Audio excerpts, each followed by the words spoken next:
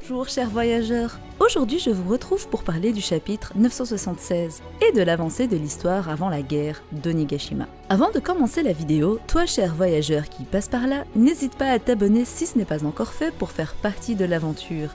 Et surtout, si la vidéo vous a plu, n'oubliez pas de la liker avec votre acquis du likement pour me montrer votre puissance en fin de vidéo. On est bientôt 10 000 sur la chaîne Locpause et ça me fait grandement plaisir de voir la communauté s'agrandir. Bienvenue à tous les nouveaux aventuriers et sans plus tarder, commençons la vidéo. Le chapitre 976 débute sur une mise au clair de la situation quant au coup de chance de Kinnemon. Il y a 2 semaines, nombreux étaient ceux qui pensaient que Kinnemon avait bel et bien compris le plan et ne s'était pas planté comme le manga nous l'indiquait en disant que c'était un coup de chance de sa part. Oda remet donc en avant les fourreaux rouges qui demandent à Kinnemon d'avouer qu'il s'était réellement trompé et que ce n'était pas un plan de sa part. Kinnemon dit alors qu'il va épuiser toute la chance de sa vie dans cette guerre et qu'il va peut-être y mourir. Les samouraïs alors le reconnaissent en tant que leader et disent que Kinnemon ne mourra pas seul.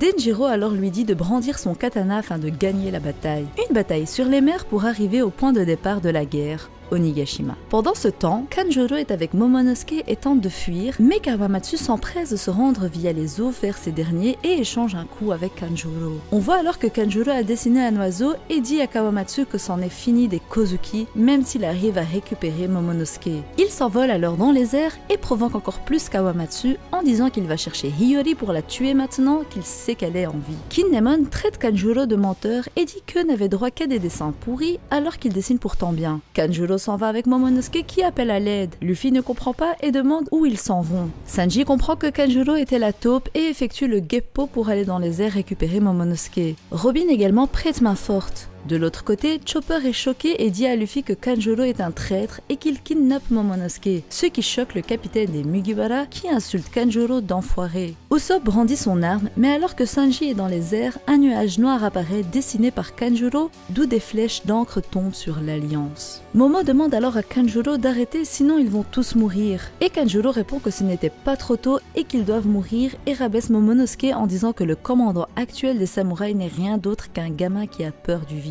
Momonosuke reconnaît alors ne pas être son père et ne pas être comme lui. Il ordonne alors à ses samouraïs de ne pas le suivre et de s'occuper de Kaido et d'Orochi et qu'il s'en sortira seul. Derrière ces grandes paroles se cache la peur d'un enfant d'être abandonné, mais il oublie qui il a comme vassaux, alliés et amis. Luffy alors lui dit de survivre et lui promet qu'il viendra le sauver vu qu'ils sont amis après tout. C'est ainsi que s'en vont Kanjuro et Momonosuke de la bataille marine. Franky alors dit qu'un des navires ennemis a réussi à s'enfuir et qu'ils ont coulé le 3e, donc il n'en reste qu'un. Shinobu implore le pardon parce qu'elle s'est fait avoir par Kanjuro. Raizo qui demande ce qui est arrivé au visage de Denjiro. Bref, les samouraïs discutent tranquillement jusqu'à ce que l'orbe leur dit que ce n'est pas un hôtel pour samouraïs car ces derniers sont sur son navire. Kid alors dit à son équipage qu'ils ne doivent pas être à la traîne et ensuite des coups de canon sont entendus et perçus. Le navire qui s'était enfui est au loin pour envoyer des canons hors portée. Ce sont les armes de Wano Kuni, des armes très performantes et qui leur permettent d'attaquer sans être attaqués de leur côté. Des bateaux se font alors couler. Law comprend qu'ils ont été négligents de croire qu'ils s'étaient réellement enfuis. Kid s'en fiche que des navires de samouraïs coulent et Luffy fonce droit devant. S'il continue comme ça, tous les navires vont couler d'après Denjiro. Mais ça c'était sans compter l'arrivée d'un sauveur. Un sauveur qui a détruit ce bateau d'un coup d'eau. Les Mugiwara se demandent alors ce qui se passe et cet homme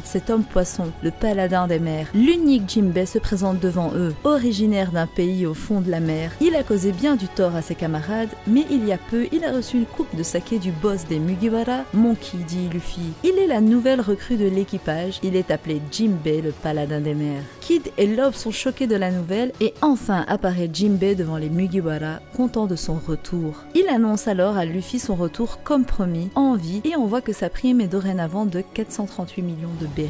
Que dire? Il était temps que Jinbei fasse son grand retour, ça nous fait que le plus grand bien. Quel retour fracassant de sa part, tout en finesse comme il se doit en sauvant l'Alliance. J'ai adoré la tête surprise de Lob et de Kid qui n'étaient pas au courant qu'un ancien Shishibokai aussi puissant que Jinbei rejoindrait les Mugiwara, sachant qu'il était avec Big Mom. En tout cas, son entrée en scène était magistrale et comme il se devait. Luffy a les étoiles dans les yeux tellement il est heureux et tous les Mugiwara ont le sourire et il nous représente parfaitement, nous qui attendions son retour depuis bien trop longtemps. Au final, ce dernier n'a aucun changement physique, en tout cas au premier regard, et il se peut fortement qu'Oda ne le représentait pas justement pour ne pas nous spoiler quoi que ce soit.